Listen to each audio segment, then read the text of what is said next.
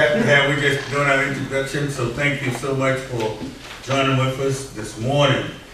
At this time, I'm going to introduce Mr. Ed Hudson, who will really lead the discussion. And Mr. Hudson has told me that this is an information session and there's no questions.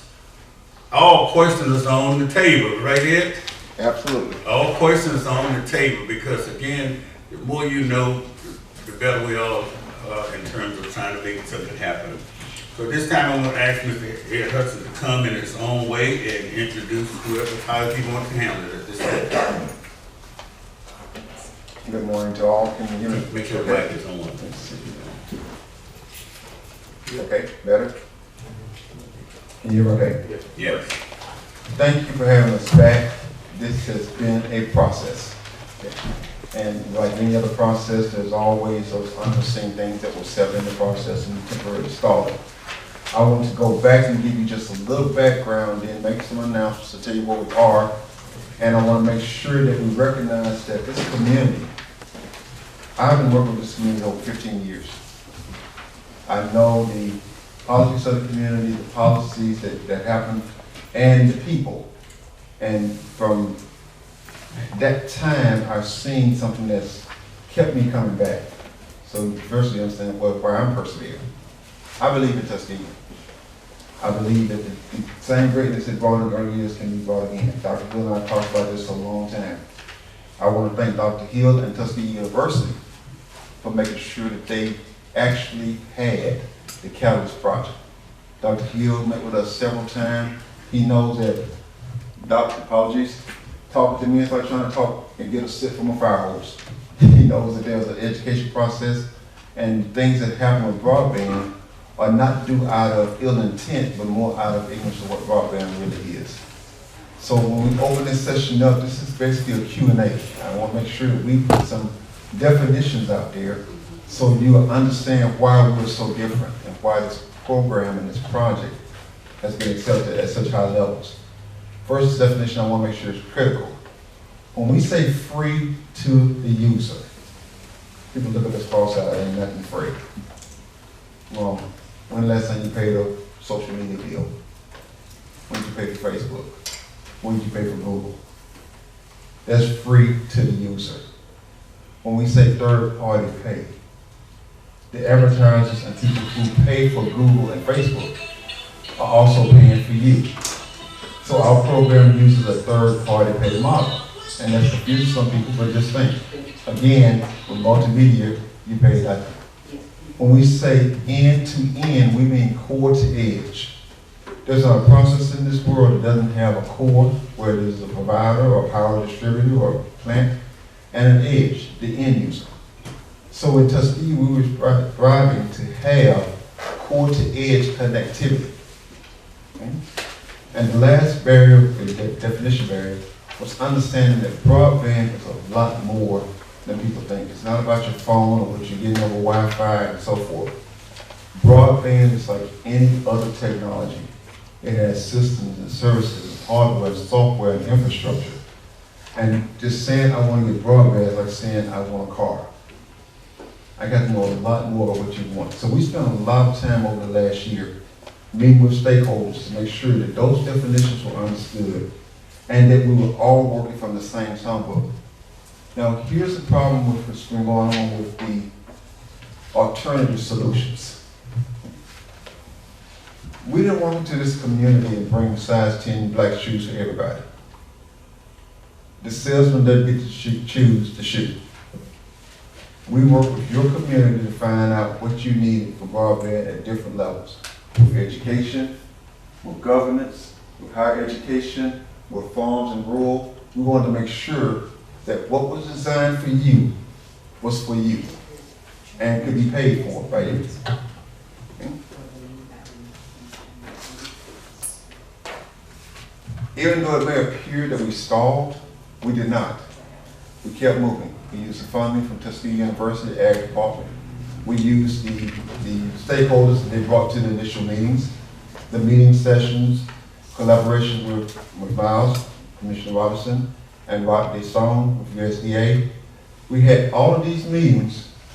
to make sure that the champions that we have chosen for the community will provide the critical infrastructure, that is the vertical assets or the land, for making sure this time it didn't stall because of other outside instances or interference. We have 2 champion sites and a hub already established in this community.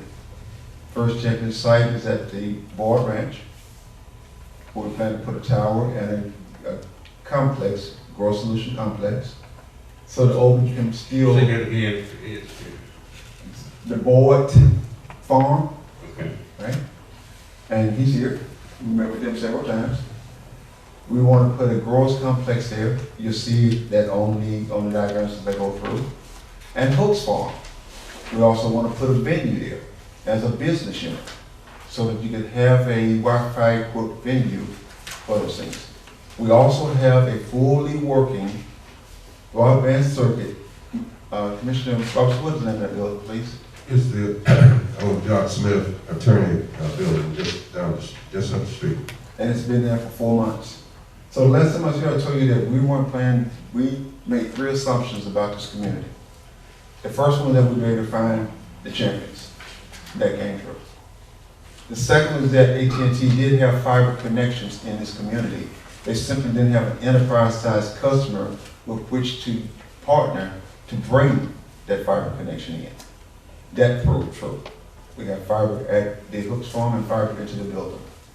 The third was that once that fiber is in, we will be able to use it to help other people get services in the adjacent lands without the normal barriers of the density or population concerns. And that's not well understood, but you can't ask someone to come in and put in a $1 million tower for 5 homes. So understand that our model does not work off subscribers, does not work off population density, but rather works off of the population itself. You have around 10,000 people. They fall into certain demographics, and those demographics have more than a $1.3 trillion spend in the United States. That's about $10,000 per head for low, moderate income households. Our program taps into that income to do services delivery, such as distance learning, reskilling, healthcare, and all the things that the chairman mentioned that we feel are critical to economic stability. The third thing we do is try to make sure that this is a non-competing, non-conflicting option for the community. In other words, we don't care about city, county, corporation, because we make sure both participate at a level that is beneficial to them. We don't try to divide government, education, and medical, because we want to make sure that the school board and its foundations don't have to depend on fundraisers to get funding when they have more than qualified constituency that's running at a 80% or above free and reduced lunch rate that brings in opportunities to get that same third-party funding. So with that opening and those definitions, I want to go into this packet, and I know I can talk fast sometimes. I know that Mississippi Mama will kick in. So let's set a protocol.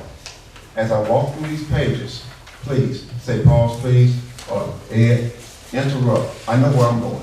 I want you to get your questions answered. I want you to be very interactive, and I invite the same from behind. If you have any questions, thoughts, comments, ideas, please interject. I don't want you to leave. I don't want you to leave here not having answers. Don't bring it up after I leave. Ask the, and on May 18th, from the Stimson Center in Washington, they will announce Forbes Ignite. That's associated with Forbes Media Company. Forbes Ignite is using stars to power ESG monetization. ESG is environmental, social, and governance issues. That's to stop the poop trains and the landfills and the other things that they do to frontline communities, Tuskegee being one. It also covers the social needs for schools and what happened during the pandemic. So Forbes Ignite and a company called GJM, Green Jobs Machine, has adopted this model based on the Tuskegee and Midland, Texas demonstration cases. We needed that demonstration case to accomplish 2 things. one, to get that multinational support from Forbes. Two, to show the people from the Atlantic Council and other bodies, including NACO and Public Finance Authority, that these communities were worth the $10 million investment, both from the county and the city. So they're ready to take this $50K because it's nothing more than good faith money that they plan to actually give back to you in funding and finance, because they want the communities to commit to a project and not have them start and stop. That should make sense to everybody in this room who's been through this with me. So on May 18th on the Stifton Center, which is at Quantico, Washington, you'll see an announcement. I will send it to our team so they can see it. Force Magazine is going to force, that's why I said force, the large national companies who have not been supporting smaller communities to put money into a fund to bring these broadband projects. Can't beat that. And they will do that according to this model because it is the revenue sustainability for the projects. You've probably always been approached for green, clean, and climate change projects. They don't pay. Sorry to put it bluntly, they simply don't pay. But with our model, we can subsidize that with private equity investment, which through the conduit finance bond, they make 10% twice annually on those bonds. That's the motivation. Dr. Brooks and I discussed this at length last time we met. You want private investors, show them a way to get their idle capital working, then show them a way for it to be returned. So that's the difference in what we're doing and what you've heard before. The other thing is, there's two big misconceptions out there. The state has bought into it as well. The map trap. I call it a map trap because everybody tell you, I got to map and scan and study and know what people are. I can ask anybody in this room where the disconnected people are, they'll be able to tell me. And some folks in the neighborhood. In Texas, we had a company come in and say, we're sorry we're not going to be able to map this neighborhood because the people that we need to talk to are not connected. Yeah, it's kind of oxymoron. That's the map trap. The other one is paying $50,000 for a plan to get a plan. Okay, what do you get with the plan? So what this program is doing is taking those $50,000 as earnest money, for lack of a better term right now, we call it the upfront soft cost, putting it into a trust account at a local bank, because we're not trying to get your money, to pay the bills for the soft costs. Those are the assessments and things that Dr. Hilden fronted on the very first demonstration projects. Okay. To go get $6 to $10 million is what they want the project to be. Keep that in mind as we go to the paper. Per jurisdiction. So it could be 6 to 10 mil that the county is participating in, and 6 to 10 mil at the city. So through an organization called Public Finance Authority, you can look at them by going pfauthority.org,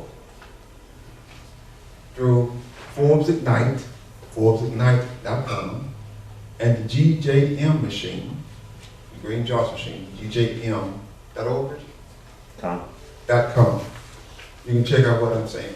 I will never tell you things you can't go to the internet and find out if it's true or not. If you really want to know why they're doing this, put into a search term green washing, just like whitewashing, and green scamming. People want to avoid, they pay more money to avoid taking responsibility of what they're doing to communities than they do to address it. Because there's not many ways to address it. Cost feasible. So, am I doing okay on time, Mr. Chairman? Go ahead. All right, so let's get into the document. First question answered, why local government program partners? Because there's education program partners. Dr. Brooks, I intended to send it to you, but you there. Okay, so Dr. Williams, I will send it to you, if you don't mind. Education, government education and medical drives local communities. So we look at government, we look at education, we look at medical, because 6% of that $1.3 trillion is spent in those areas to constituents that direct or control the spending of that money. That's very important. I won't read to you, I just want to tell you what's on each page here.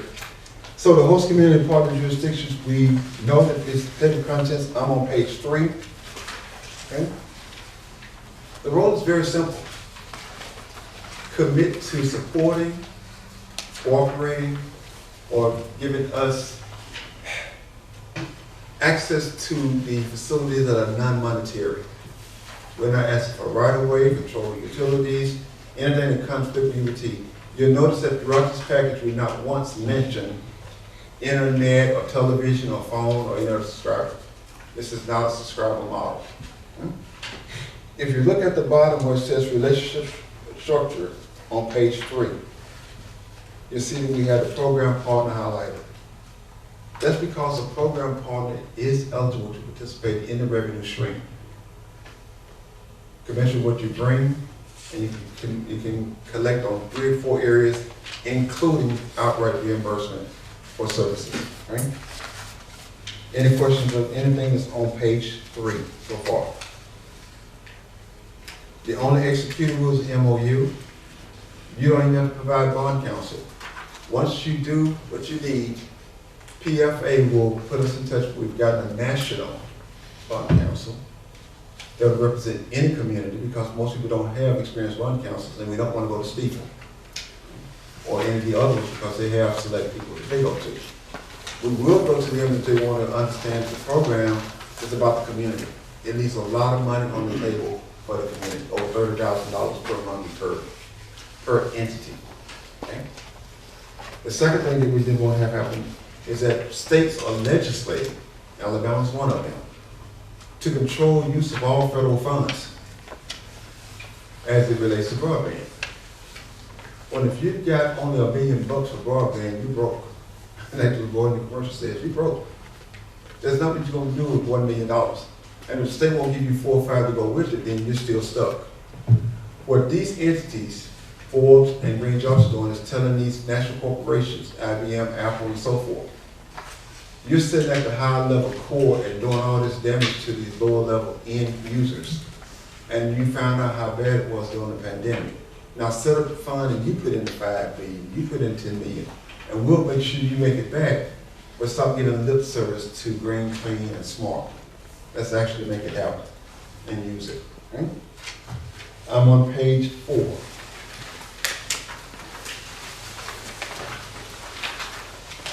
Unfortunately, so many people think of broadband as a single thing. I have to do this canvas because it's like the menu of systems and services that you can have when you actually have a fully connected platform.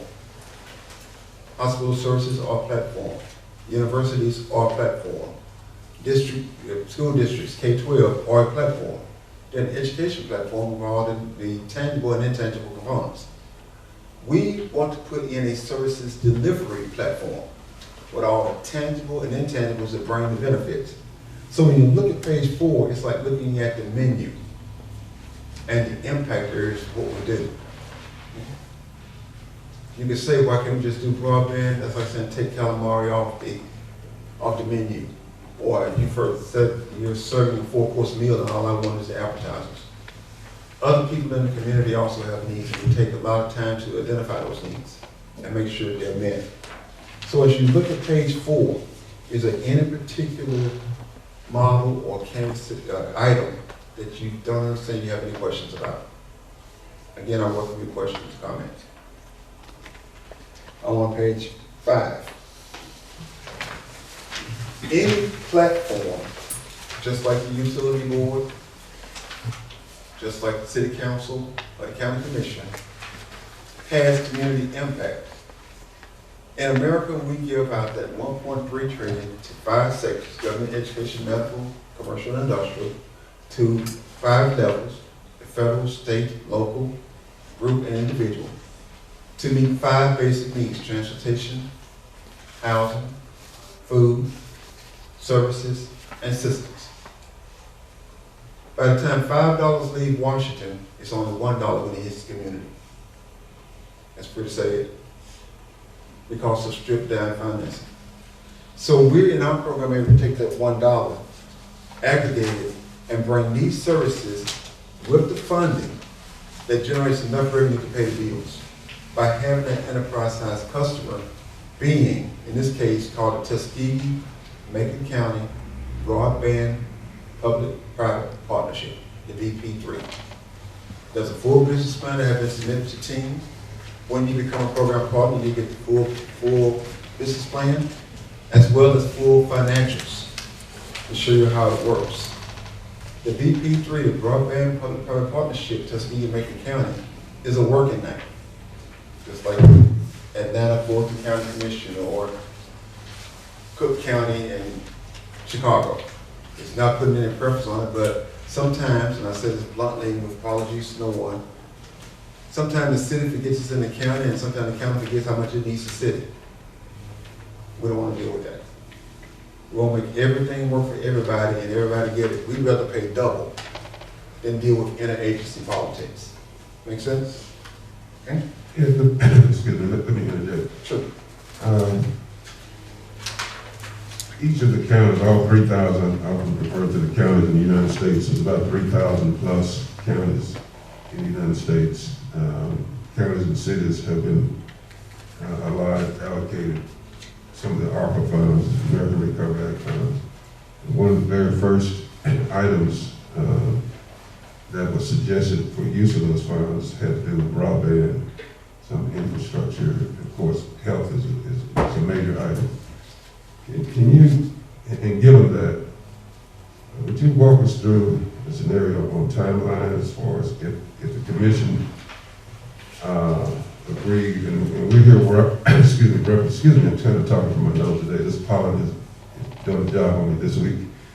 But the commission is representing the entire county. We've got partnering here, as you can see right here, with the school system and the various municipalities that are represented here today. If we were to interject infusion of some funds from that ARPA fund, that'd be a starting point. What scenario would be for the timeline that we can actually see some, actual implementation of some of the broadband technology, right?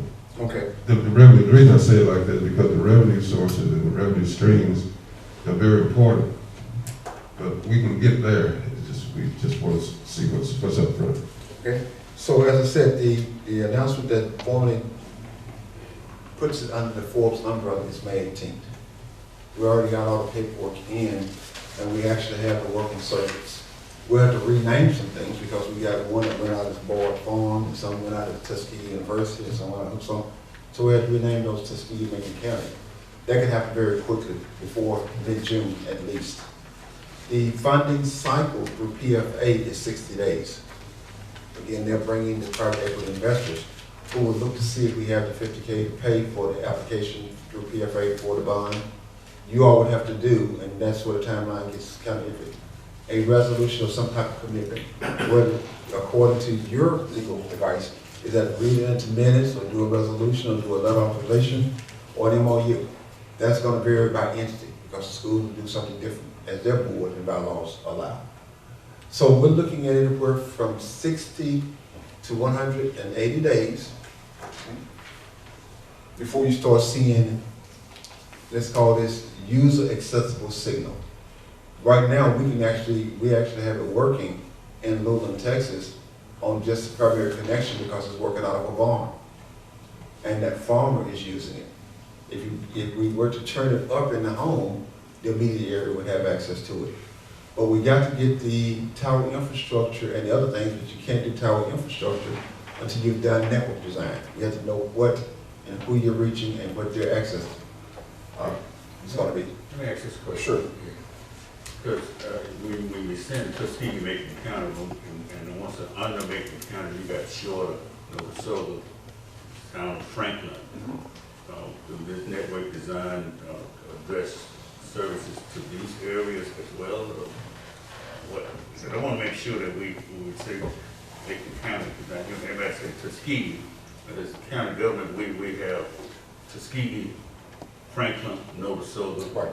and Shorter. Right. And when we say Tuskegee, Macon County, You can also have shorter Macon County, another solar Macon County, and so forth. Again, this is a working name. We expect each jurisdiction, because of community pride, because of that, again, this is paying that community for its involvement, whether it is a joint venture of one entity in the county or all entities in the county. It doesn't affect the other one's money. It doesn't affect their participation. We want to avoid any appearance of a pyramid scheme of trying to buy business or buy influence. So if notice or the other entities decide that they want to have separate, it's called network segments. And we can put a network segment anywhere we want and name it. Just like you can go into a building and sign on to multiple Wi-Fi sites, you can sign on to multiple segments of a broadband network and platform. It doesn't confuse us. We know where you're coming from, what you're doing, and we can still pay. So it doesn't matter that the school is benefiting from the student at the school setting, and then the city also is benefiting from the student at the home setting. We'd rather have that dynamic than have conflicts in community about which network are you on. We want you on a network. Okay? We want you connected. Let me interject, and I'm just reiterating. Sure. The analogy that you mentioned earlier about everybody using Facebook and all these other multiple media, and they're not paying the bills on it. Right. So each of the entities, once they're connected, they will be generating revenue streams as a means, because they are connected. And so I know we spend a lot of time on the revenue sources, but the point is to make certain that all the entities understand that It's passive. yeah, there's a revenue stream there. No. Because it's a population driven, and that's what it's hard people to get around. Again, back to Facebook and Google. You got millions of people connected, 2 million people connecting to Facebook. 22 billion. And they average $30 a year. That's all. So that's $60 billion a year. That's what pays for that platform that you're on. Yes, sir. Yes, you said about the policy. Who's on the policy? Who write the policy? I'm sorry, when you say policies, which way policy? Policy means a lot of things to the data guy. Which policies are you referring to? Who writes the policy? On number 4. On page 4? Yes, it says civics. No, you have several policy groups here that have actually been involved in trying to get broadband. ACCA is a policy group. Okay? DECA is a policy group. They're writing the controlling policies for what you can do with your broadband dollars. So what we're saying is that we make sure that we're not in conflict with these groups. There was a lot of confusion when the ARPA money showed up as to what was the legal use of those funds. And a lot of people been told they couldn't use it that way. Just to drill down deeper, when he refers to policy. If you would, state your name for us so everybody knows we. Rodney Stone. Okay, thank you, Rodney. With US. And that was Fred Flowers earlier. Okay? When, just to drill down deeper, when you speak about policy and you refer to each entity being a separate entity and not wanting to have conflict, underneath that, would each entity be able to write their own policy that's associated with the platform? Yes. But again, that's why we have to have definitions. When we talk about policy, we talk about political policy makers, leaders. These are policy makers, right? Then when we talk about the network itself, you would have advisory boards or policy makers for that program, for that platform. That's a separate policy making body. We want to engage those communities to find out what they need. Because aside from what ACCA or any other state or regional level policy maker, business development board, you've got individual stakeholder needs that need to be addressed. And those stakeholders will have their own stakeholder sessions, their own systems and services selection sessions, because again, back to the shoe analogy, I can't come here and tell you what shoe you need or what you want, so I come with the broad categories. Here's what we have in IoT, here's what we have in networking, here's what we have in hub, here's what we have in telecom. What are the gaps in your community that needs to be closed? What are the funding, the regulatory, the adoption, the profitability, and the design challenges that have not been addressed? Let's address those. Let's price that, And now so we talk about, this is where this model. So we could have overlapping and redundant services. What we don't want to have is silo mentalities. We don't want the 3 cities operating as if they got, this is not a zero-sum game. People are so used to that red ocean mentality that whatever you get, that means I lose something. No.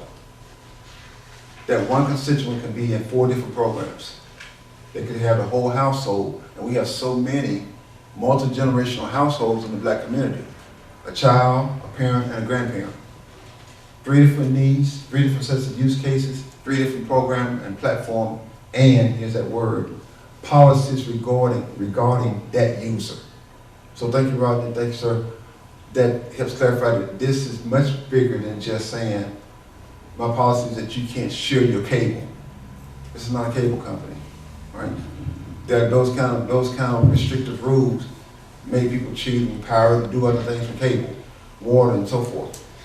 In a broadband platform that we're designing, it's inclusive, it brings back digital literacy, and it provides for those passive income streams so that you're not worried about how to pay for stuff.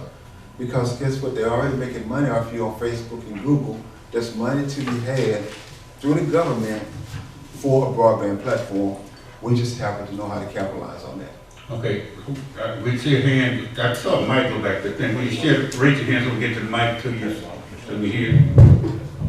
Thank you, Mr. Lee. Man, Okay, thank you. right. You said in Texas, we have up and running in a farm to farm, you have this system running. That's what you said. Not the program, we have the connection. Okay. The first thing is make sure you get a stable, high-speed fiber connection, and that's up and running in Lowland, Texas, Black Gold Enterprises. So we have that in Macon County also, though. You do have, sir. Sure. So what's next? What's the next step? Committing to this program so that we can go, they are committed to their level of bringing the thing that we actually have. They're on a call right now, so speak actually with the funders to bring that money soon after the announcement, because they will be asking for that as a demonstration project. So the next one is to execute this MOU and talk about how we want to engage the farmers. We're going to talk to Champion Board here about his site and Hooks about their sites.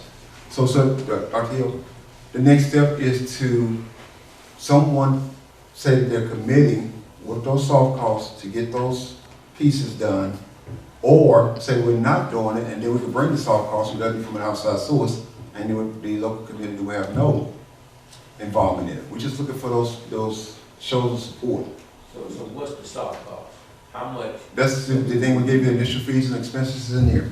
It's on So page, $50,000. yeah, $150,000. Page 7. All right? All you need is $50,000 and you can move to the next step. Yes, sir. That's 50,000 each entity, so what? Each entity that plans to have its own program, platform, and passive income stream. You should understand that. Because you're setting up, remember I had to define core to edge. So even though we can cover this area with 5 cells, this Macon County area, if one of the cities decide they want their own, it's just like Facebook. You may have a page, and I'm a member of your page, but I got my own group and I'm a member of that as well. You got to set up these things. So that $50K for Macon County ensures that Macon County gets its share of the revenue, and it's strictly Macon County. If City of Tuskegee wanted it, they would have to set it up so we can set up that core. Because these things go back to clouds and cores, and they come through those providers. The government is very funny about mixing monies, y'all know that. And you have to make sure that the entity is getting the money, because when you go to apply for a grant, if we don't do it this way, and you go to apply for a grant, you may be denied. Because you're in an area that's already served, and you're now ineligible to use the funds, because it's already been taken care of. We're very careful that with school districts as well. Do not let us do something, that's why we meet with school finance officers, that will hurt your funding. Just consideration, okay? So let me, one last follow. So do you need $50,000 for the school board, $50,000 for the city, No, sir. $50,000 for the The county? geographic area and platform. The county is one. County, Yeah. all of that. Right. So, 150,000 will cover the whole Macon County. And all 11,000 people will be paying to Macon County. All right. However, if the school board wanted its own platform where it capitalized on making a passive income, they would have to spend $50,000 to set themselves up. No, Thank you for the question. I get it now. You all, when we do the 50K, it is for host, that's why it's in here, is that host jurisdiction. They're anchor institutions. All right? Anchor institutions never pay. They never will pay a dime to us. No school, hospital, or other government entity, even the EDC. It's only an offer that we're making to host jurisdiction, the county or the city, only. Okay, now when you say, see, city of Tuskegee, every citizen in Tuskegee is in Macon County. That's why we pay both. So when you say Macon County, you automatically include all those. And that's been one of the biggest barriers to moving broadband forward. So that's why we pay both. We understand that, just like you have taxes, you have services. There are communities that have a big problem with commuting, how people come into the city and use the resources, but the county's not giving them money to reimburse for the resources, and vice versa. So in order to avoid those interjurisdictional conflicts, we have allowed both host governments, jurisdictions, to capitalize on to avoid confusion. So yes, 11,000 is paying to Macon County, and whatever the city's population is 5,000, is paying to the city. We don't care that it's redundant, because that's the best way to keep the confusion out, is who's supporting whom. One more question. No, more, keep it coming. Right, use your mic. Thank you, brother. So how does the anchor institution that's part of this process benefit or capitalize on the passive return that may come back? So I think that's a they very, receive very a important strategic piece of partner, the puzzle. not a program partner. They become a strategic partner to the program. Okay? And strategic partner is just understanding what you're getting as a sponsor. Because this school just has almost 2,000 students. And that means we got at least 1,000 households. All we're saying is that, how do they support it? Talk about the program, find out what the homework outline. Let's have the failover for when you have to go remote, to have that signal in the housing authority already on, but not costing monthly. We'll work those things out with that anchor institution as a strategic agreement. Realize that what's happened in the past to stop this is that you have one or two people, entities, coming in and giving you a broadband proposal, just like coming in with a cable provider. The whole fallacy of the video agreement, franchise agreement, got this city in trouble with charter not too many years ago because of where they were willing to go. Those kind of dynamics and group dynamics, we avoid it by making sure that everybody can come to the table. They have to just choose a role. So a strategic partner through a school or a hospital or a clinic or any entity, they can then negotiate with us, tell us what they want to do to support the program passively, or be reimbursed to actively support it, and we'll take that. Because there are so many opportunities in CTE. When you talk about career technical education and what we can get to help bring those student bodies, there's so much in community aid and continuing aid. There's so much, that's just in the education pieces. You know? Adult education, reskilling, writing syllabuses and plans. We want to pay the school district, that anchor institution, to do that, not vice versa. And they get paid those fees and other fees, and please understand something. This has never been about those subscriber revenues and at $50 or $70 or $90 that everybody's talking about. The Facebook Play, Google Play, and our Play is about licensing. We have a way to make green, clean, and climate change pay, whereas before it's always been an expense side. You give 1 year, and the same person's back next year for more money. Every time. You support this charity or that charity, they're back next year.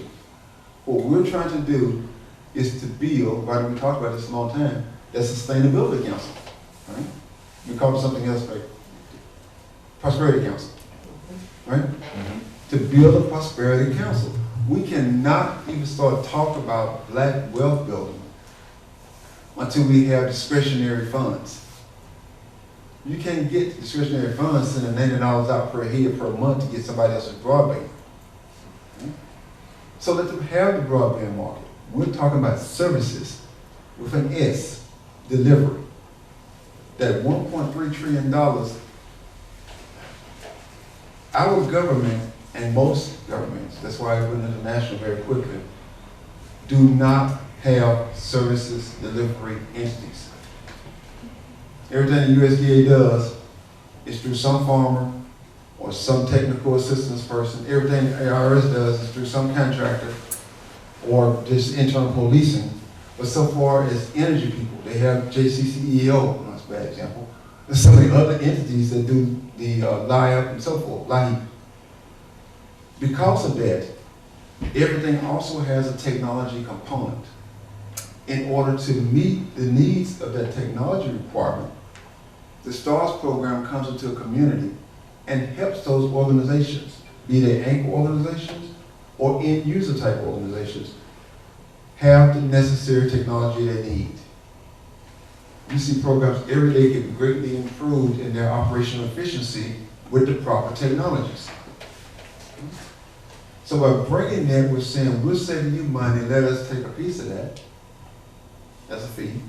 Put it back into the community, then we take a fee. But the majority of that money stays in the community in that public-private partnership. So the monies we're giving away are monies that came from your constituencies instead of going out. Please, questions? Yes. Yeah, on track, Mike, please. Get that mic, get that mic. Okay, I had a stroke, okay? That's why I went to that. Okay, Mic. page 5. Fred, wait a minute, Mike is coming to you. Okay. On page 5, Yes, sir. you talk about AT&T fiber connection. Who is that person? I mean, is the company? Yes, sir. Okay, AT&T. Remember AT&T Global, way back in February last year, again, we did a seminar for Tuskegee. They contacted us and said, who is ordering your fiber? I said, right now, we're looking for the account executive. They told us that they would go through Global, set up a fiber base, we have a full team. If you've ever seen them, this board got around within a few days. So we're talking about the AT&T. Okay? AT&T is our partner. Please, get this. Well, We're barely an architect in this whole thing. They're just using our intellectual property to build out these solutions, and then we use national, multinational, and regional companies to deliver. I won't climb a pole, touch a box, do anything. It will all be done by AT&Ts, IBMs, and those at that level of people. That's why Fools is buying into it, because they have their ear. So AT&T, who claimed they had no fiber in Tuskegee or Macon County, also was able to put in 3 pipes. I worked for them for 21 years. I know the language and I know how these things work. So that's why we're able to get the movement that we had. Someone had a question? Yeah, I have a question and a statement. Yes, sir. AT&T has been in this community for a long time. Absolutely. We can even get internet service, decent internet service, from AT&T 5 miles from here. I know because I live there. I understand. You get good service downtown, Yes. and I call it a red line district. You know what red line was, right? Absolutely. That's what they've done to us. Redlining is one of the biggest problems, not just in. That's what they have done to us in this community. Why should I trust AT&T to come here and do anything decent when they haven't done it all these years? Because when they redline, that is profit motivated, profit driven. No one's going to enforce it. What we've done is take the decision away from AT&T, create that enterprise-sized company, and then we deliver the signal off of this public-private enterprise. So we don't have to ask them to go before their profitability committee. I worked for 21 years. If I sold something, I had to go before a committee and show why that particular circuit would pay in X period back to the company, or it was denied, it was rejected. So by creating this entity, the STARS, the TMC, Tuskegee, Macon County, Broadband, or AT&T rush out here and put those things in. Would you say, Mr. Boyd, is more than 5 miles from downtown? Yes. They're ready to put it in there. Would you say Mr. Hook's Farm is more than 5 miles from downtown? It's in the building there, okay? So it's one of those things that we can sit here and complain about the redlining, the disenfranchised communities, all these other social ills. ESG is only going to be addressed by the same person that picks the shoes, the end users. Self-governance has never worked. 1,000 points of light didn't work. Giving tax breaks to the rich didn't work. The community has to decide that, yes, I will vote and have this money committed, and then we will bring and create the ring. That's what you're seeing here on page 5. Create that wireless ring. And now we rain down Wi-Fi. Have you ever wondered why you have Wi-Fi in your anchors, in the hospitals, in the schools, in the government buildings, but not in your home? Because you're not paying enough. Account executives, as I work, run off how much bill revenue they can generate for the company a year. That's profit-driven and internal indices. This program takes away those concerns and make it about the community. So since the community is affecting the savings, then they should benefit from the savings, and the money should stay in the community. That's the whole point. Sounds too good to be true? I point you back to Facebook, point you back to Google. Why do you think they're making billions of dollars? They bet those advertisers that they could do better than print ads at getting you to respond to something. That's why you can't even do a Google search without it blowing up your mailbox for the next 3 days. Somebody pays so much per ad for that to hit your mailbox. We're saying... I have a question. Sure.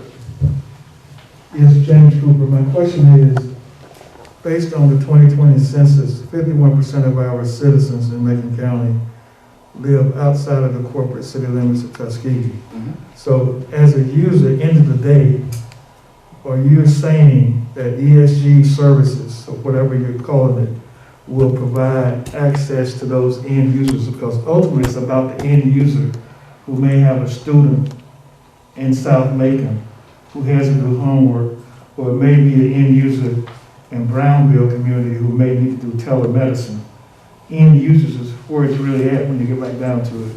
I know about the farms and the large entities like that, but the end user entity, and the second part of that question is, as it relates to the end user entity, then will there be services available to help that unknowledgeable end user entity to be able to access those services via Wi-Fi? Because everybody's not able to traverse that whole jungle. So those are my 2 questions. Thank you. Very good questions. And it's key that you understand something. Wi-Fi provision is called infrastructure. Monitoring system services, hardware, software, infrastructure. Infrastructure has distribution network. Distribution network needs vertical access, or they try to go fiber, which is fiber to the home. When you try to get a solution from a provider, the provider is going to provide you a solution that is his core competency. That's why people are pushing fiber. They have fiber fever. But fiber is like trying to put an airport in every community. You don't have traffic to necessitate fiber in every household. You basically can use no more, do the speed test, then ignore it, than 17 meg when connected to a server. The server simply won't let you take more than that. That's why regardless of what connection you got, the wheel spins. Now here's the point. If you have a topology that works with fiber and radio, just like I can have a cloverleaf and mainline connections, roads, that's what infrastructure is. So if I have a cloverleaf on every corner of this county, and I have roads that connect to them, the furthest I would go to get on a road would be 2 miles. Am I providing really good access for transportation? I'm asking. You think, so I don't have to do all this back to get to 85. There's a curve and another curve and another one, cloverleaf, and I can get on 85. Transport for broadband is not any different. It's just easier to put in than roads. So by the reason we chose Broad Farm and Hooks, and we had one for down by the lake and the center, is because we're creating this actual drawing that's on page 5. We're creating those high points that are connected via the lines that Dr. Hill talked about that are connected. So to the line that's in the house, we're connected to a tower. We tried to see who still owns this AT&T tower right in the middle of this house here, the microwave tower. But they won't tell us who owns it. So we'd have to put up a different one on the property. That's okay. Towers have 2.5 to 5 mile radius. This county is never more than 10 miles from any point. That's the beauty of it. It's actually kind of small. So by putting the right tower in the right place, so we're raining down signal, Wi-Fi signal at every point. Now we have income streams to come back and backfill with fiber to those places that really need fiber, the schools, the apartment buildings, the housing authorities, and so forth. So if something comes along and knocks down that tower, we have that redundant infrastructure.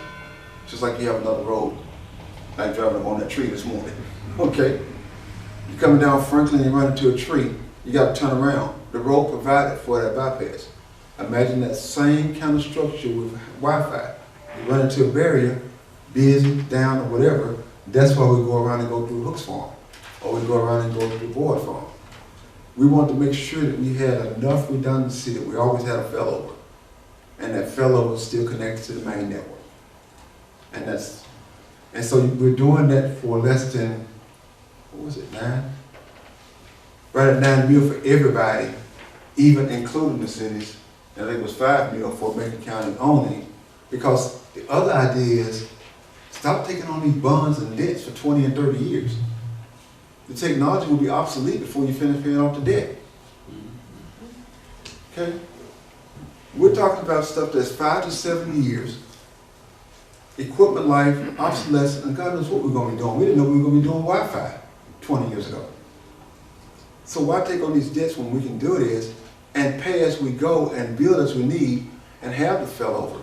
So the county not only saves on its bonds, it now, because of the $6 to $10 million piece, it brings in PVs, solar powered lighting, to take that off. Does it hurt UBT? Maybe. But does it make your bill any less that UBT is not building and you are? You can have they may have these causes, but because of these heavy users and needs, control needs to go back to the end users. Control needs to go back to the jurisdictions. You think that somebody from Mississippi, I came over here and I was in Germany, all my training has been communications. To get involved in local government in Alabama, man, I've been balling and shining all over it, because you don't have home rule. So you got to consider the regulatory constraints. Our program is 100% regulatorily compliant. We're using certified investors. Dr. Brooks explained to me. We're using rich folks. Who do politicians love besides rich folks? High net worth individuals, HWNIs, put it in a thing and look for it. High net worth individuals are funding this because the shareholders and major corporations don't want them spending money to do environmental, social, stop redlining for endpoint stakeholders. Your point is well taken, the person about the redlining. So we're not going to end redlining, make you think I'm crazy, until we monetize redlining. When they can make money off the very policies they created by putting in the fund to do these deals, they're making interest off the problem they created. And now they don't have to do greenwashing and try to fool you if they care, but they tell the individual citizen when they call the business office, sir, please put in your zip code and let you know if we're served, if we serve your area, and you get nothing. Ghosted, right? So I hate to be blunt and honest, but the one thing that we found about the Indians when we worked with them in Canada and the Latinos and the colonials in Texas, and now the poor farmers in Texas, nobody's telling us this because it wasn't intended for us. You didn't know that you could have $10 million tax-free bonds that would go to an investor and you get 10% annual coupons on that money. You know how much 10% is on $100 million? $10 million a year. They're not getting that in the bank. So don't think that the motivation is that they want to make stars look good or finally help the people. It's still about money. We're just making the money do what we needed to do than what they wanted it to do. Please, questions. So are we talking about fiber or just Wi-Fi? I'd rather answer that as both. Pardon me? I'd rather answer that as both. We're talking, Both. right. So Same who when gets we the talk about fiber, Who Wi-Fi. gets the fiber, who gets the Wi-Fi?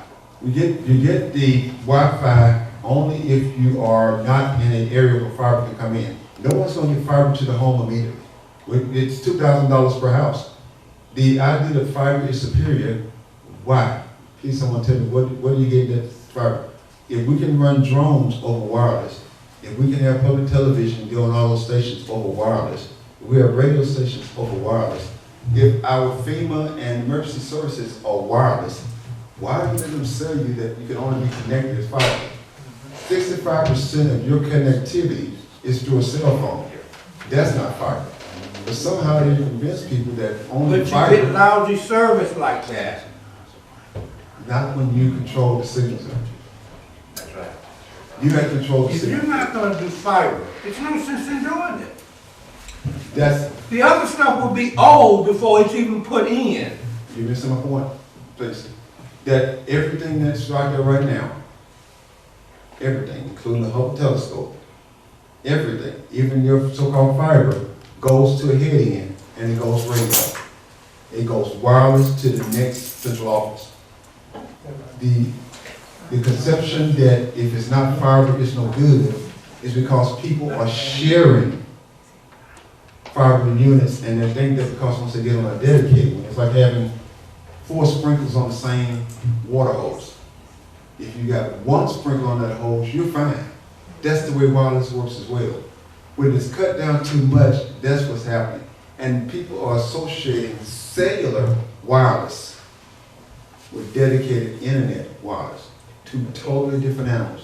Do not think that the battery in your car is the same as the batteries in the Hubble that's been out there for 30 years. Do not think that the wireless that talk to those drones in Iraq from here is the same wireless that you use. There are levels that are consumer, enterprise, industrial, and carrier. Your consumer wireless sucks. Excuse me, that's all gobbledygook to me. That's what What I'm I trying to look for is the end user, what I can use in my home, on my TV or my streaming without buffering. say. And that's gonna have And to when take, I don't have fiber, it's gonna be lousy. Because I don't have fiber now, and it's lousy. and right If I now, have fiber, it's gonna be a whole lot better because it's faster. okay? And that is saying that there's no difference in the class of cars or the class of shoes. There's a big difference in the class of wireless. What I'm saying is you only accessing one class of fiber, the lowest class, wireless. We're not talking about the lowest class. Tuskegee don't wanna deal with the lowest anything. Now you have the lowest class of wireless, that's what I'm trying to tell you. You have never worked on carrier class wireless in Tuskegee, because it's not here. It is here, we just don't use it. No, it's not here, sir. It's here, Okay. it's underground, it's been here for 10 years. But See, we now- don't use it for various reasons, and we don't wanna go to something that's not better than what we have. Because what you're talking about is nothing better than what we have now, from what I can understand. Okay, I will guide you, Jeff, offline, but let me say this, and then I'll give you a chance to respond. Okay? You're confusing 2 transport technologies. Not because you got it wrong, but because that's the way it has been marketed. Fiber is terrestrial. Fiber costs $2,000 per connection, $20,000 per mile. No home is going to justify putting in fiber connections. Please let me finish. Wireless costs less than $200 per home connection, can deliver the same speeds at carrier grade wireless as fiber. As a matter of fact, if you put in wireless fiber now, you'll find what I'm talking about. Just in the internet, don't take my word for it, just Google wireless fiber. The very same thing you're talking here at T-Mobile and Verizon and everybody talk about is nothing but 600 meg white space TV. You understand it because you use it. If you're anywhere near my age, we knew exactly how far that TV would work from the station. We knew exactly when we lose that radio station going down the road. That is wireless class. So just like there are different technologies, in electricity, it is buried versus aerial power. Which do you think is cheaper, running along the poles or burying it in the community? The same decisions are being made in broadband communications. So the things they're telling you are to their benefit. What I'm telling you is get connected, then bring your own fiber so they don't have to have that cost justification. Yes, you would like to move to fiber, but like everything else when it first come out, the $1,000 microwaves that are now you can get for $59, fiber prices will go down. But it's not cost feasible right now to try to do fiber to the home. So they give you all these excuses, which is what I'm saying, and all this propaganda and all this lies. Let's look at this thing and show you, put in wireless fiber, wireless fiber, and you'll see what I'm talking about. And don't buy the hype about 5G and all these other things and wireless. In the question. I have a question. Sure. I know the superintendent and the former superintendent is here, and I'd like them, I know they've been quiet thus far, to talk about the challenges they've had, particularly with the COVID era, with high-speed internet access and challenges that some of their students have had, and how, you know, what they perceive as, you know, something like this that could be made available to those rural areas. Either one's superintendent or former superintendent. This topic is relevant because we had an issue just this morning. Our students are taking state testing. I mentioned that this topic is very relevant at this time or this morning because we just had an issue. This morning our students are doing state testing and the internet has been out all morning and they're doing internet-based testing. And so we had to call the State Department and let them know that, you know, because it can be considered an irregularity. And so we had to call to find out if we could use Wi-Fi's or some other method to try to get our iPads up and running so the students could test because the last day is tomorrow. And they're scheduled to be off tomorrow. Because of Good Friday. Because of Good Friday. And it was 8 students, so it's a low number, which, you know, we would have just called parents to see if we could get them in. But again, you may have inconvenienced parents or someone else that may have plans for tomorrow. Luckily, we got our network administrator over and we did get permission to do that. And it's back up, or it was back up before I left. But that was a major issue. And if we had all students testing, then it really would have been a major issue had we not got it up and running. And even during COVID, there were areas that did not receive internet or have internet services, and we had Google Classroom platforms. And with the virtual learning, you know, that was the only way. So we were trying to get packets done, get packets delivered, you know, running paper. Luckily, Dr. Brooks was instrumental in getting some Wi-Fi's put on buses to have Wi-Fi access and had those buses put in those rural communities so our students could have access to internet. Great, and not great that you have the problems, but that's one of the things I talked about the books about it as well as Rodney and Miles.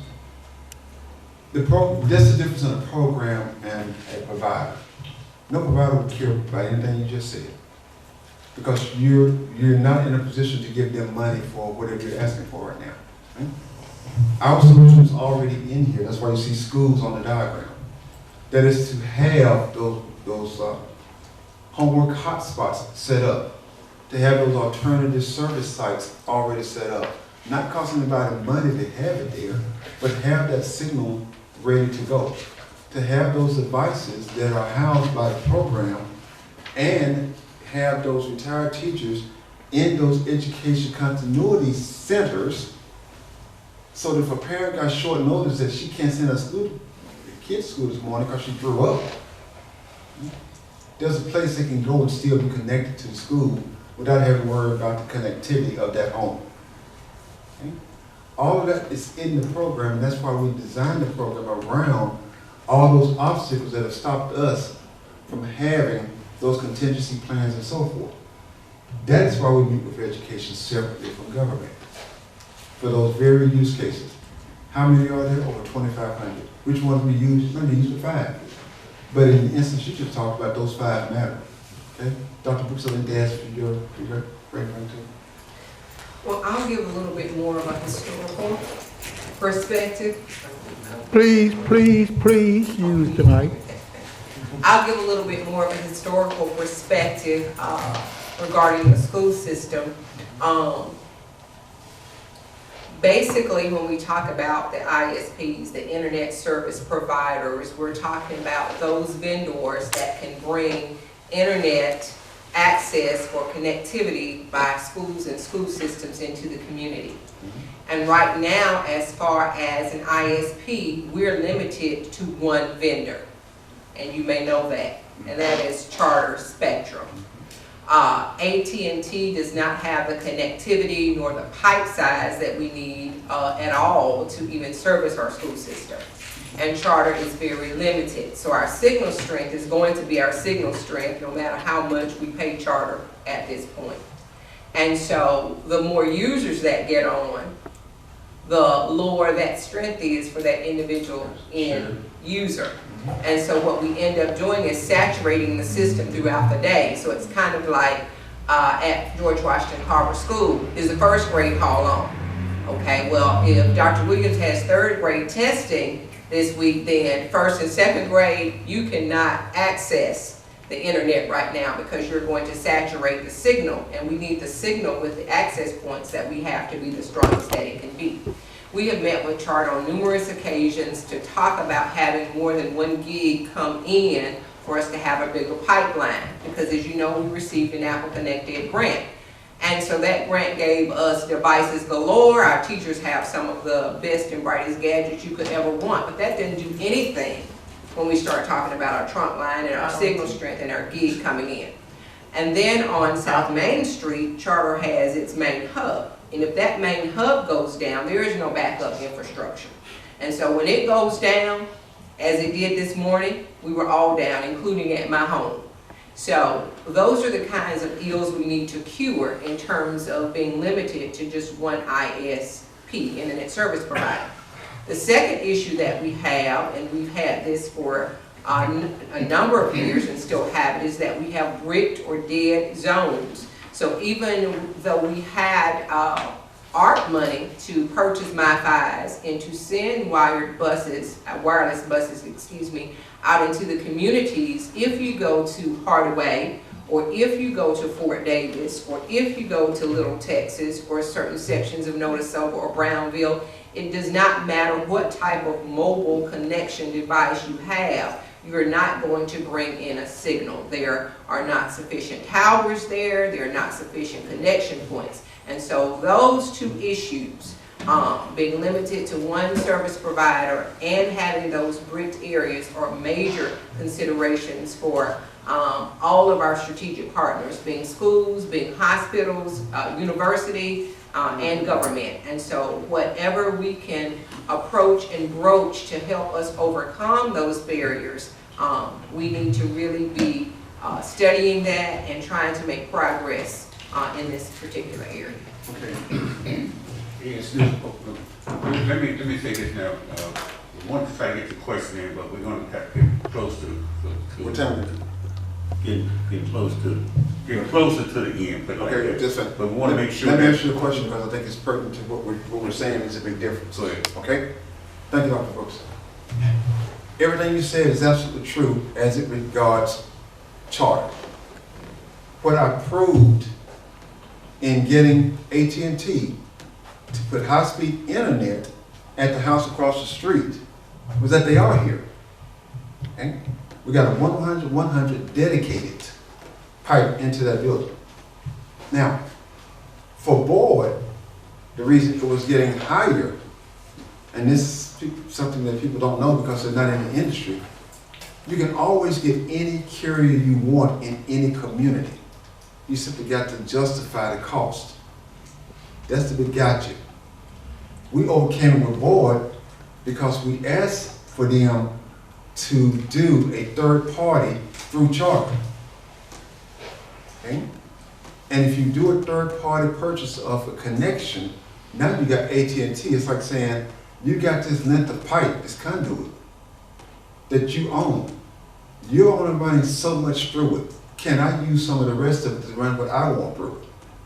And that's what I did. So you can always get an alternative carrier. It has to be cost justified. Because our program is making this kind of money, it can pay for that service, and we could have gotten that for the schools. We ran into some obstacles with Alabama Supercomputer, we ran into some obstacles with boards. That's why we went to private placement of the facilities. You talk about redlining, so look at the blockage and the barriers they put up to us serving ourselves.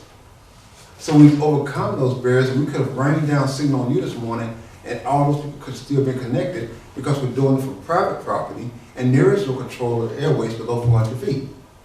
So I'm not trying to show off what I know, I'm trying to tell you what you don't know does hurt you. I don't know where that adage came from. What you don't know, and if you're not being led by someone who's telling you the truth, what your doctor don't know can kill you. I'm standing here as a technology consultant telling you that there are class differences, just like you wouldn't take that Camry and try to pull that boat. You better go get your heavy duty truck. The class difference in that truck makes a difference. You're trying to pull a community with consumer glass, that Camry, instead of pulling with an 18-wheeler, the broadband. What they're calling broadband is not true, dedicated, through the network broadband. And that's what we brought into these 3 locations as a proof of concept. Yes, sir, then I'll take a little wrap up. I just have 2 questions. James Cooper again. Can you tell this group and myself, in terms of what areas or places have you demonstrated this using carrier grade wireless? That's the first part of the question. And the second part of the question is to those entities that would ultimately be end user, what would be those end user carrier grade wireless speeds? Okay, thank you. Remember that we're a startup, and that's why we're going through Forbes Ignite. Remember that we're licensing this because my face on it, and look at this room, okay? This is not something that everybody knows, and it's even worse when a 6-8-year-old black man is telling these folks that that's not true and this is right, and they know it. The reason AT&T came to the table, they said take it easy on us because they have lied to these communities. And I don't mind saying it open forum because go back and ask them. There is a business reason they cannot bring fiber to every home. No matter what excuse they give you, the bottom line is profit. Okay? As to the shared, Charter's pipes are always shared. Anything you buy that's consumer grade is shared. That's why it bottoms out at 3 in the afternoon when the kids get home. That's why it bottoms out at 8 o'clock in the morning and so forth. It's no different than the signal you get from UBT when they drop a phase or everybody fires up on one of those factory starts. Signal is signal, power is power. This is what happens. What we're doing is taking dedicated fiber, starting at 100, which is like saying I've got 5 POV lanes on the highway rather than just get on the best way you can. Dedicated. Dedicated fiber is going to an area where you got to control access and not just people coming on because they know your Wi-Fi signal. Same thing happens in your home. So to answer your question, the end user should see more than sufficient 100 speed. People who think that you can take it and calculate it by saying I've got 100 people so they're using 10 gig, that's not the way it works. I can have 100 cars going 70 miles an hour on the same stretch of highway. That don't mean someone's got to drive slower. It just got to be traffic managed for everybody to go 70 miles an hour. So 100, when they previously had it at 25.3, more than works. You have to put in carrier class routers. Just like you had to have a traffic cop at busy intersections at certain times of the day to make that happen. So that user would see 100 up, 100 down measurable speeds, which they will never top out if they actually do a true speed test. And please understand that your consumer speed tests are nothing but an airport flyover. You know, to do a true speed test, you gotta download some serious data and see how long that takes. Okay? Put a load on it. You don't just fly from one airport to another and say, that's my travel time. That's not. Okay, the part B of that question. Sure. Part B, the part B was, I know you said you're a startup, correct? Yes, sir. So you mentioned Texas, you mentioned Canada. Hooks, you mentioned Texas, you mentioned Hooks, you mentioned Boyd. And you mentioned connections. All those connections in the sense of classical connections, or these wireless carrier The grade carrier connections? connections. Okay. Yep. And Absolutely. so the demonstration of a community like a rural area, that's something that's where you were trying to get, correct? That's what we had to prove. We had to prove by using Boyd and Hooks and even downtown, because they wasn't really doing it in downtown. Not carrier grade. We had to go through Corporate Texas and order the circuit, speak their language. That's what we want with all of the parameters, because you have to define the parameters for carrier grade. This is not going down to Radio Shack and buying a box. You define the parameters you want for the circuit. Those circuits got installed. In one case, less than 90 days. Okay? So that's why we had to back out some orders, because we ordered some for several other cities that the university was committed to. And they didn't have people there when they went out to install. So will you be doing carrier grade, proof of concept? Only carrier grade. We're going to use carrier grade.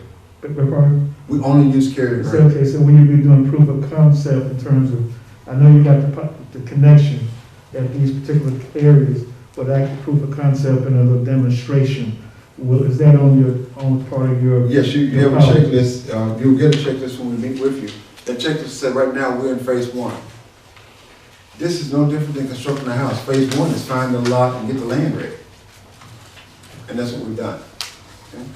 Now we're talking about, do you want to lay the slab? And if you do lay the slab, if you want to tell us how many rooms or how you plan to use it and have that considered in the build out of the house, that's why we're bringing you to the table now.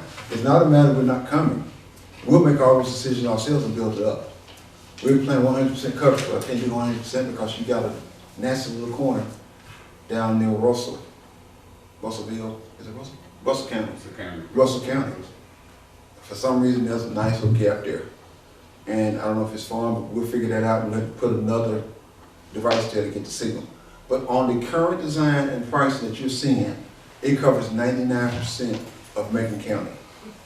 You're always going to have propagation and penetration problems. That's fancy talk for, it's still wireless, folks. It won't go through brick, it won't go through earth. You're going to always have contention on the circuit. Those are just characteristics of wireless. But guess what? They're also characteristics of fiber when their server are correlated. You don't get away from them by being fiber. It's always a matter of the service delivery content and what that provider is providing. That's like saying because Montgomery don't have as many flights as Atlanta, you always get out of Montgomery on time. No. No matter where you fly, there's always contingencies. Okay? Even though you may have lighter traffic, you still have contingencies. Okay? Any other questions, comments, thoughts, ideas? Yes, you said that you need to find location in the county. We already have 3. You got 3. So can you tell me where the other 2 will be? No, we actually have those open right now. Let's Boyd Farm going south, and then Hooksville going west towards Shorty. City Center here, and we need at least 1 more. We'd like to have 4 because they give you fellow, and that was out by the lake. And I think the attorney expressed an interest. Is it Brittany? Is it Bridget? Thank you. Yeah, she said that there was land somewhere near her, so we could do it. It takes a 10 by 10 or 100 square foot area for a tower. Okay. We've got the quotes there. I remember about 75,000 each. I know that sounds cheap. We're talking network and communication towers. Please don't use them for sale or television towers. Not the same thing. Okay. You said Love, Boyd, downtown, Other to be determined as we need it. There was some land out north of that exit that we came off of with the new gas station. Yeah, Okay, that's, yeah. and that's, we're not limited to any amount. We will design and build as needed. This is just a starting point. Okay? Yes, sir. One last question, all of this work will be done by who? By certified and authorized contractors. They'll be like Like, who is that? AT&T and IBM Global Solutions is right, who at the table right now. Okay. Again, we're gonna do this work. I'm still interested in the location. Has West Macon been considered, for a location? What he's mentioned is further west than Hooks. Yes, but you know, we had to make sure that we gave Shorter a chance to have West Macon County if they were so interested, and then we go in there after doing the talk. You know, just make sure. But Shorter's West Macon too, right? It's west, Yeah. but it's, Okay. I think he's referencing farther west. Farther west than that, Yeah. all the way down to the casino. I think Shorter should cover that area. Yeah, Shorter. And again, you're not limited to how far you can go. Right now, it's just a matter of protocols, political protocols as well as courtesies. You don't want to go to planning for something, somebody, and we unnecessarily do redundancies. We want to avoid that, but it will be covered. Okay? We do have all of Macon County covered, so even Shorter's covered. It's just that Shorter's not participating at this point. Yes, sir. What area, the community, Boydville, what area would Boydville be able to feed off? Who is for the? Boydville, what you say, Quicksand? That's near Boyd. Oh, so Russell County, Hey, boy. I don't know if you said it something or whatever, but their Fabian, their tech guy came to the table and they have a new tech guy as well, a new school finance. They're trying to come with their own program to cover that whole area, including that, I guess there's a state line right there between Georgia and Russell County. So Russell County School District is taking this up this summer to start in the summer. So we've gotten to that stage with them in these negotiations about that. And Lower Russell County Boys Club or something like that is our champion there. So they would cover that area, and I don't want you to try to remember that name, it's something with H. Hertzville? Hertzborough, thank you. And the Hertzborough. So again, understand please that by this to this gentleman, it doesn't have to be decided now because the model is scalable.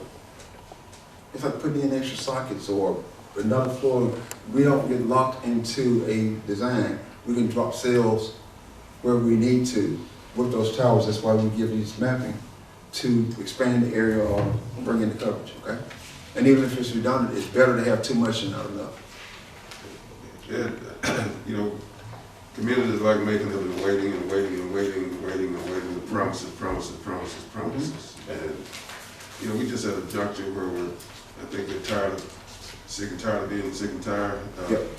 Not having internet access, not having been able to participate in